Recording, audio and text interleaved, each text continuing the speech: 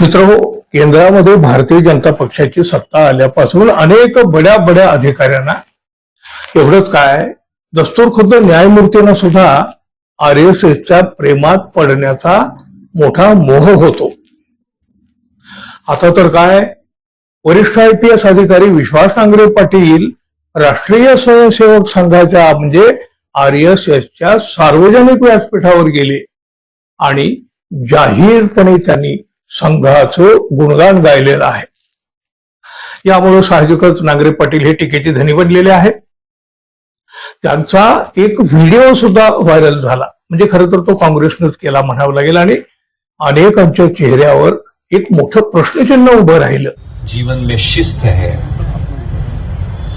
ऐसे स्वयंसेवकों का संगठन राष्ट्रीय स्वयंसेवक संघ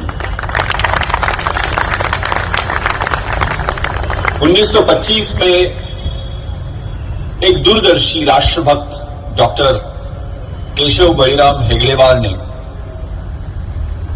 इस संगठन की नींव रखी. गत वर्ष 100 साल पूरे हो गए. इस उपलक्ष्य में ये सम्मेलन का आयोजन किया गया है.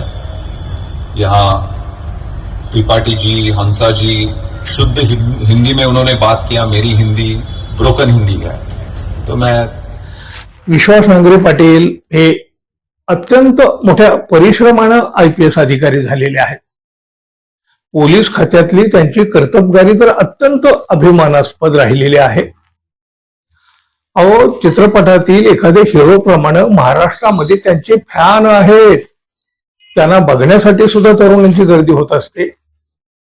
अशा विश्वास नांगरे पाटील यांच्यावरील विश्वास आता डळमळीत होताना दिसू लागलेला आहे.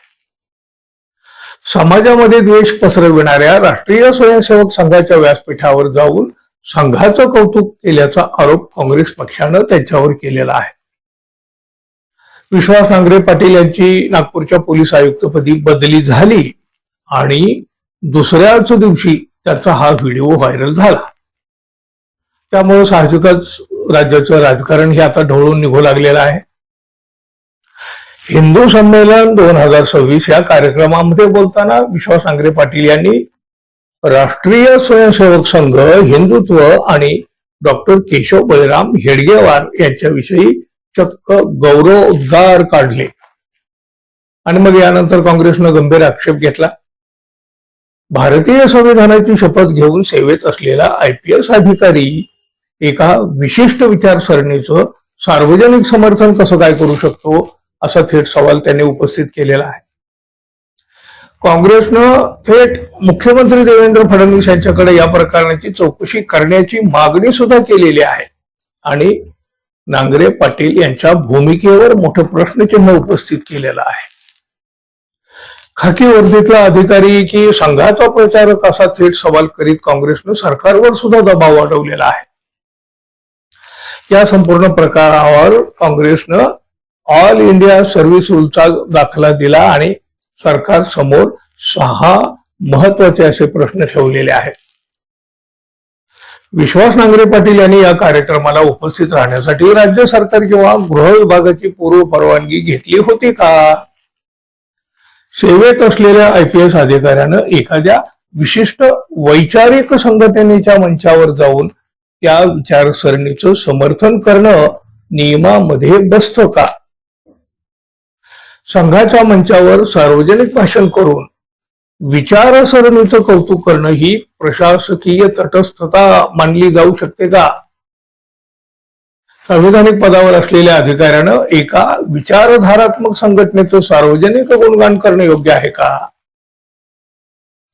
अशा भूमिकेमुळं भविष्यात त्या अधिकाऱ्याच्या निर्णयावर विशिष्ट विचारधारेचा प्रभाव पडणार नाही याची हमी कोण देणार?